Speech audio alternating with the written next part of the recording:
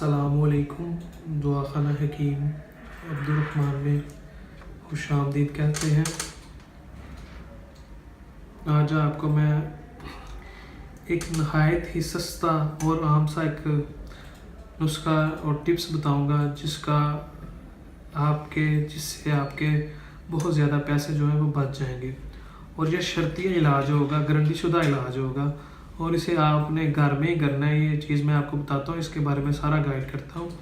तो इंशाल्लाह ताला जिस मसले के लिए मैं आपको ये बताऊँगा उसके लिए 100% के तौर पे ऊपर ना ये काम करेगा।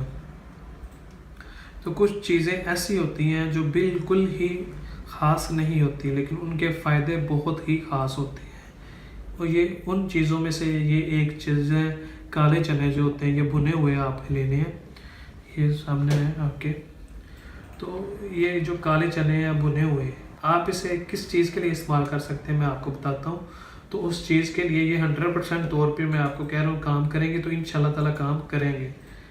सिर्फ एक दिन से ही खाने से आपको ये ना काम करेंगे। सबसे पहले ये जो आपका नज़ला ज़ुकाम का मसला होता है उसके लिए फर्स्ट नंबर।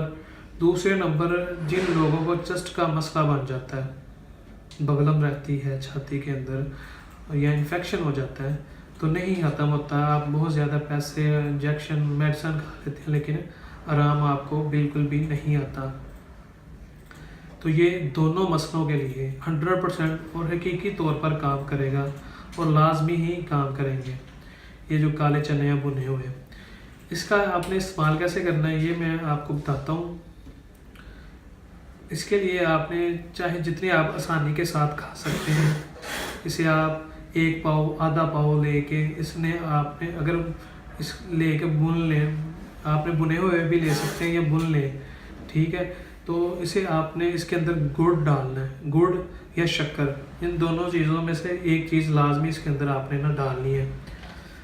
तो अगर आप खुद भुनेंगे इसे तो ये ज़्यादा फ़ायदा होगा। अगर भुने हुए बाज़ार से नहीं लेते तो उसके अंदर आपने गुड़ डाल लेना। तो गुड़ आप जितना चाहे मर्ज़ी डाल सकते हैं, थोड़ा ज़्यादा जितना भी चाहे, शक्कर भी डाल सकते हैं, गुड़ भी डाल सकते हैं। दोनों चीज़ों में से एक चीज़ इसके अंदर आपने लाजमी डालनी है।